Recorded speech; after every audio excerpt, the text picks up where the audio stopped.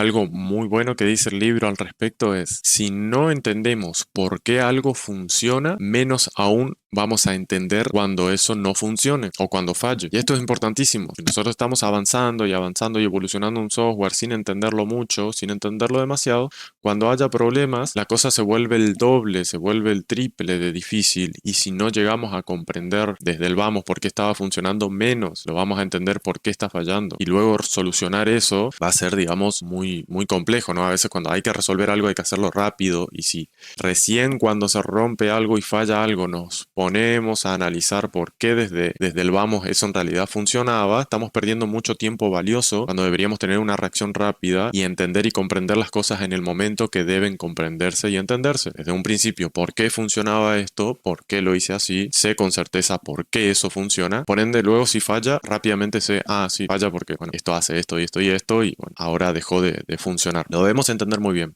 Otra técnica muy recomendada acá con respecto a esto, para no cometer este error de programar por coincidencia, es que siempre mientras estemos haciendo los tests, ¿no? Porque toda funcionalidad o modificación que hagamos en nuestros códigos debería tener algo que lo testee, debemos romper el código. Decimos, bueno, a ver si todas mis suposiciones de lo que yo creo comprender de por qué funciona lo que estoy haciendo es verdad. Entonces, hagamos cosas que si mis suposiciones están bien, deberían hacer que el código se rompa. ¿Ok?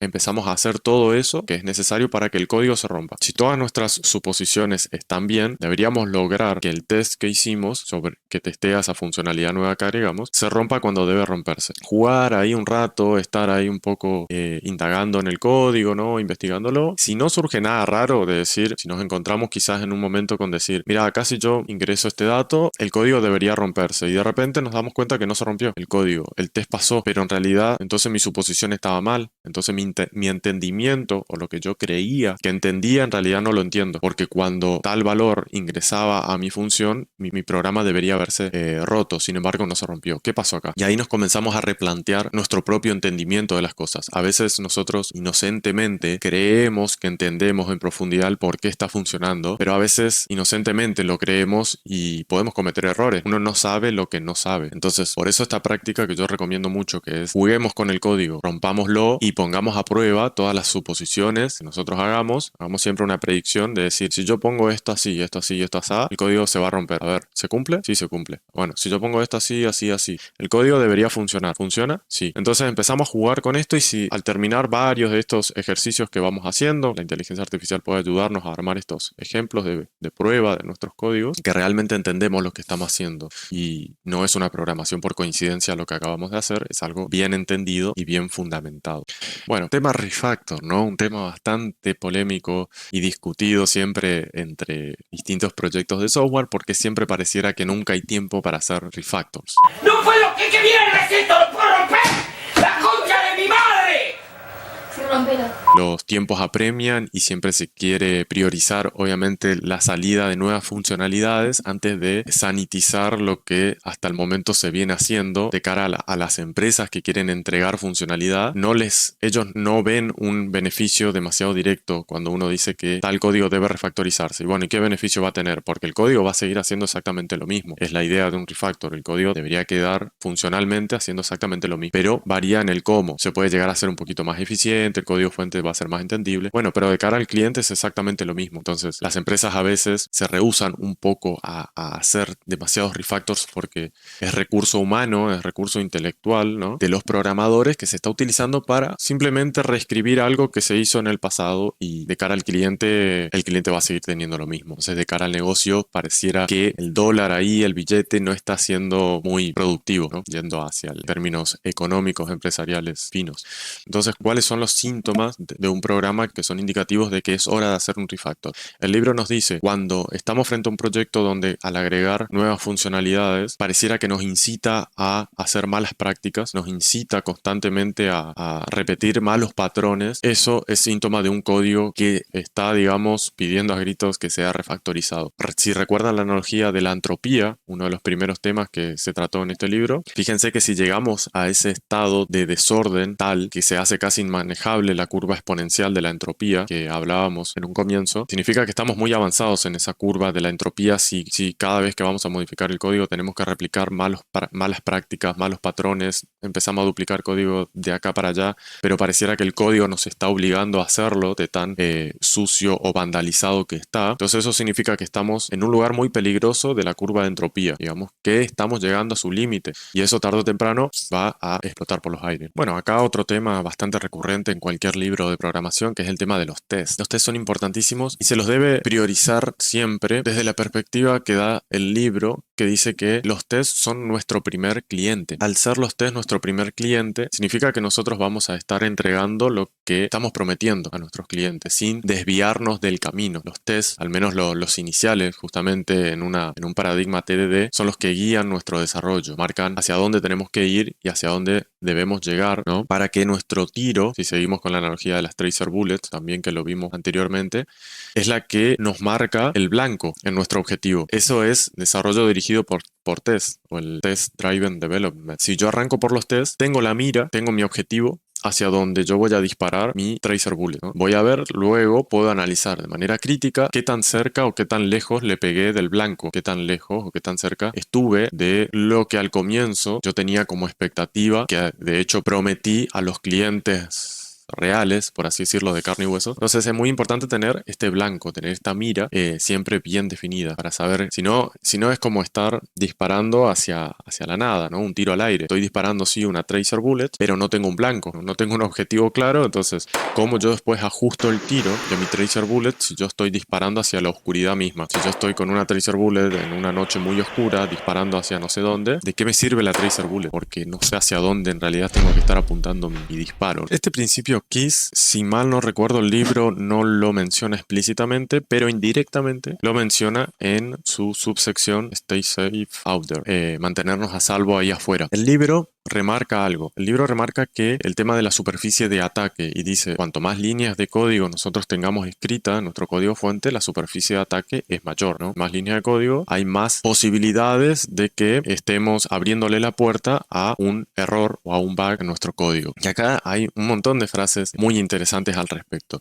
El principio KISS dice manténlo limpio, manténlo súper simple, o algunos lo traducen como manténlo simple y estúpido. Así como el pez por la boca muere, en la programación podemos decir que el código por lo escrito explota. Cada línea de código que agregamos aumenta nuestra superficie de ataque, lo que significa más posibilidades de errores y vulnerabilidades. En este sentido, el código más seguro y confiable es aquel que nunca se escribe. Pero esto no significa que debamos pecar de simplones, porque debemos basarnos en la siguiente premisa. Tenemos que buscar la solución más simple posible, lo cual no es lo mismo que la más simple. ¿Por qué es esto? Porque la solución más simple posible puede ser una solución compleja, porque el problema que estamos afrontando y solucionando es muy complejo. Ante esa complejidad, la solución que debemos ofrecer debe ser la más simple posible. La perfección se alcanza cuando no hay más nada que quitar, como habíamos mencionado anteriormente. Luego, el libro hace hincapié sobre el tema del nombramiento de cosas. Homero, aquí hay una familia de zarigüeyas. A la grande le puse Cuca. El libro lo llama naming things, nombrando cosas. Yo lo expreso como mantener la homogeneidad en los proyectos, en cuanto a nombres, en cuanto a estilos, etcétera, lenguajes de dominio. Hay que mantener una homogeneidad y nombrar a las cosas e identificarlas claramente. Imagínense un código donde en el mismo código fuente tenemos numerosos estilos de tabulación, por ejemplo. Yo había hecho mucho hincapié en otros videos anteriores míos el tema del uso del linter, y que apoyo mucho el tema de que se utilicen los linters. Utilícenlo porque eso nos garantiza cierta homogeneidad, al menos en cuanto a estilos. En cuanto a nombres también, porque si recuerdan en mi video del linter hablaba sobre que había ciertos chequeos que nos permitían controlar en todo el proyecto que determinados paquetes tengan el mismo alias, por ejemplo, y yo no tenga la importación en Go a través de alias con diferentes nombres, porque eso haría confuso de seguir justamente el código y atenta contra la homogeneidad. Así que el linter es una herramienta muy potente, pero hay otras cuestiones que son un poquito más abstractas, que exceden al control del linter, users, que es el tema de nombres de las funciones, ¿no? Tiene que existir una muy buena comunicación dentro del equipo para que todos hablemos el mismo lenguaje. De ahí también la importancia del lenguaje de dominio, que todos hablemos con las mismas palabras y que en el código se refleje eso. Dice que uno de los refactors más comunes que se hacen es el tema de los renombres de variables. Y de hecho, alienta el libro a que se lo hagan a estos renombres de variables con el pasar del tiempo, porque muchas veces hay variables que originariamente significaban algo y que con el pasar del tiempo mutó un poco, digamos, su utilización o se las hizo aún más específica y más clara, y a día de hoy tiene más sentido quizás una palabra más acorde, su identidad está como más definida, entonces le podemos dar un mejor nombre. Y dice que eso es uno de los refactors más recomendados, que deberíamos hacerlo constantemente para mantener a un código fresco. Es parte del principio del Boy Scout, ¿no? De dejar las cosas más limpias de las que estaban. Entonces hago un PR, muy bueno, agrego acá mi funcionalidad y renombro esto que acá estaba mal nombrado, no sé por qué, originariamente se llamaba así esta variable, pero a día de hoy, por lo que hace, debería llamarse así. Y lo renombro y bueno, se debate eso en un pull request, ¿no? Acá es más importante la homogeneidad, más que cuál es el nombre que se usa, cuál es el estilo que se usa, ¿no? Seamos homogéneos, por lo menos. Otro concepto interesante se llama antes del proyecto y nos remarca el peligro del pozo de los requerimientos. Ven acá, Beverly. Sí, dije ven acá. Dije no. No, dijiste sí. Ven acá. El libro nos dice, obviamente es necesario hacer un relevamiento de requerimientos y qué es lo que vamos a querer antes de comenzar a diseñar un programa o una solución, pero dice, tampoco debemos enroscarnos demasiado e intentar ser demasiado específicos y de gastar demasiado tiempo y energía en recabar esos requerimientos con tanta precisión, porque muchas veces ni siquiera el cliente tiene claro qué es lo que quiere. A veces lo que hace falta es justamente este proceso iterativo. De ahí está la magia de los desarrollos ágiles, como se dicen, son iterativos. Recabo ciertos requerimientos, diseño una tracer bullets, lo muestro y si al cliente, y ahí analizo a ver qué tan cerca o qué tan lejos di del objetivo final que yo tenía, del blanco que tenía. El cliente lo va a analizar y de a poco el cliente a su vez va a ir aprendiendo más aterrizadamente qué es lo que quiere y qué es lo que le gusta y qué es lo que no. Y luego comienza de vuelta el proceso. De ahí surgen más requerimientos nuevos, se vuelve a hacer un ajuste y de manera iterativa se va construyendo este software, ¿no? Porque si estamos dedicando demasiado tiempo y esfuerzo a unos requerimientos espectaculares, estaríamos haciendo casi un desarrollo en cascada, digamos. Es como, nunca más voy a recabar requerimientos, son los que me dice el cliente ahora, que debe saber de antemano todo lo que quiere, aunque nunca vio la cosa hecha. Y yo en base a eso voy a entregar algo al final y listo, punto, se cierra, nunca más se toca ese código fuente. Eso sería como un desarrollo en cascada, ¿no? Nunca vuelvo a iterativamente a reajustar la mira, ¿no? Es pretender que en un primer disparo yo dé perfectamente en el blanco, ¿no? Por eso todas esas técnicas que hemos visto anteriormente, como lo de las tracer bullets. No bajar requerimientos tan específicos también tienen cierta ventaja, que si al equipo de desarrollo no se le bajan requerimientos tan específicos y se fomenta una actitud proactiva sobre el desarrollador, de que si no tiene la claridad sobre un requerimiento, que salga a buscar la respuesta. Es decir, si yo tengo que programar algo donde quiero el cálculo de impuestos sobre un determinado producto, ¿no? Que me calcule los impuestos. Ahora bien, ¿qué impuestos? Bueno, el requerimiento se lo baja hasta el developer y el desarrollador de manera proactiva tendrá que salir a investigar y buscar, incluso puede llegar a interactuar con el cliente de cuáles son los impuestos que está necesitando. Así no se genera una especie de teléfono descompuesto que en el medio estamos haciendo que sea todo un proceso burocrático que pase por un montón de personas, desde lo que dice el cliente hasta que llega a los oídos del programador, y en el medio hay muchos participantes. Es como un teléfono descompuesto. En el medio puede perderse o agregarse información que nunca lo dijo el cliente, y si le llega un requerimiento muy específico al desarrollador y el desarrollador ciegamente comienza a desarrollarlo a eso, nunca vuelve a preguntar a la fuente de requerimientos o revalidar o validar, hacer un doble check de este requerimiento está bien, ¿no? Generar esa ida y vuelta de comunicación que es necesario para evitar estos malos entendidos que se dan por teléfono descompuesto durante el recabado de requerimientos. Hay muchas veces que nosotros tenemos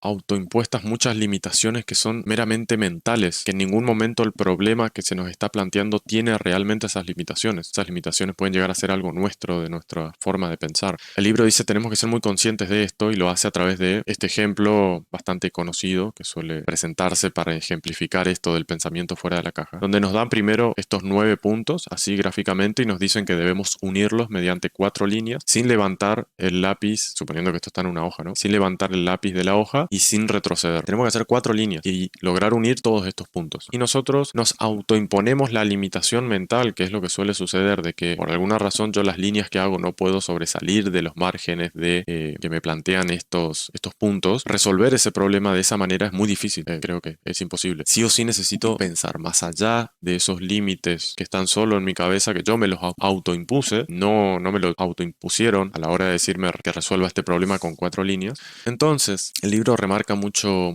esto. Y yo concluyo con que debemos siempre desconfiar, que si confiamos no hay desconfianza. Este dicho, de manera humorística, digamos, remarca el blanco o negro, que es el tema de la confianza. Eso, yo confío o desconfío, no existe un intermedio, no existe un gris. Entonces, yo lo que digo es siempre desconfiemos de los límites y validemos todos los límites que nos imponemos al analizar un problema e intentar resolverlo. Y vayamos descartando todos aquellos límites que creíamos que era un límite, pero en realidad no lo es. Y lo vamos validando con ya sea nuestro cliente o la persona que nos baja requerimientos. Y en base a eso vamos aumentando nuestra creatividad y vamos aumentando nuestro margen de posibilidades de soluciones. A veces es mucho mayor de lo que en un comienzo creemos, porque nos autoimponemos limitaciones, ya sea por experiencias pasadas o lo que sea. Entonces esto es muy importante, lograr pensar siempre fuera de la caja. Desconfiemos y desafiemos todos los límites que pensemos que existen al resolver un problema. Desafiémoslos, todos los límites. Termina concluyendo el libro con la esencia de la agilidad. El libro menciona algunas cuestiones sobre aquellos equipos que dicen ser ágiles, pero que en realidad no lo son. La agilidad, entre otras cosas, implica todo lo anterior que vimos en esta serie de temas sobre los que habla el programador pragmático, y también hay más, ¿no? Porque este no es un libro sobre metodologías ágiles, sino más bien es sobre programadores pragmáticos. Pero sobre las metodologías ágiles, este libro no nos vende uno en particular, pero nos dice lo siguiente: analicemos en el proyecto actual en el que nosotros estamos qué es lo que más se prioriza, los individuos e interacciones o los procesos y herramientas. ¿Se prioriza más el software funcional o la documentación exhaustiva? ¿Se prioriza o da más valor a la colaboración con el cliente o se le da más valor a la negociación de contrato? ¿Se le da más valor a responder al cambio o se le da más valor a seguir un plan a rajatabla? Y el libro remarca que si bien todo lo que está acá a la derecha es importante, no es que se dice que no sea importante, porque sí es importante, el tema es el orden de prioridades. En una metodología ágil, realmente, según el manifiesto ágil original de los autores, digamos, de esta metodología, la prioridad debe estar enfocada en los individuos y sus interacciones, en un software funcional, en una colaboración constante con el cliente y responder al cambio, sin desatender el tema de los procesos y las herramientas, la documentación, la negociación de contrato y seguir un plan a rajatabla. Pero todo es tema de a qué se le da más prioridad e importancia. Podemos estar ante una situación de un proyecto donde tenemos un lobo vestido de oveja. Una metodología ágil no es una metodología ágil solamente porque se realizan dailies, solamente porque se realizan plannings, solamente porque se realizan puntuaciones de tareas. Eso no hace a un equipo ágil. Y la metodología ágil, también remarca el libro, que no es una ciencia exacta. Tampoco es algo que uno va, hace un curso, te venden una receta y uno sigue a rajatabla las instrucciones para aplicar esa metodología así tal cual lo vimos en un curso en nuestros equipos de desarrollo, porque la esencia de la metodología ágil es la adaptabilidad, es la respuesta al cambio, como dice acá. No va a existir una única solución ágil, eso depende del contexto de la empresa, su situación económica, cuántos developers tiene, la experiencia que tienen los desarrolladores en el equipo, qué tan grande o chico es el equipo, si están todos trabajando dentro de la misma oficina, trabajan todos de manera remota, y en base a eso se tiene que adaptar la metodología ágil, ¿no? La metodología se adapta al equipo y no el equipo adaptarse a la metodología. Que bueno, hoy en día ronda mucho eso de creemos estar en un contexto ágil cuando en realidad no lo es. Y no es necesariamente algo malo, simplemente ser consciente en el contexto en el que estamos, que imitar o hacer ciertas ceremonias no nos hace ágiles. Hay que hacerlo a conciencia. Y eso concluye el análisis sobre este libro, El programador pragmático, que fíjense que pone sobre la mesa un montón de temas, algunos relacionados, otros no tanto, y que termina concluyendo con esto de la esencia de la agilidad. Y deja un mensaje fuerte, esto de El lobo vestido de cordero es un mensaje fuerte, pero no necesariamente malo. Simplemente intenta abrirnos los ojos para que tengamos esta conciencia situacional, como mencionábamos en uno de los primeros temas, saber si estamos en una olla de agua hirviendo o si estamos haciendo una sopa de piedras. Tengamos conciencia situacional, sepamos dónde estamos parados para así tomar mejores decisiones, tomemos mejores acciones y que lo que produzcamos de código fuente sea lo más productivo dentro del contexto laboral que nos toque a cada uno.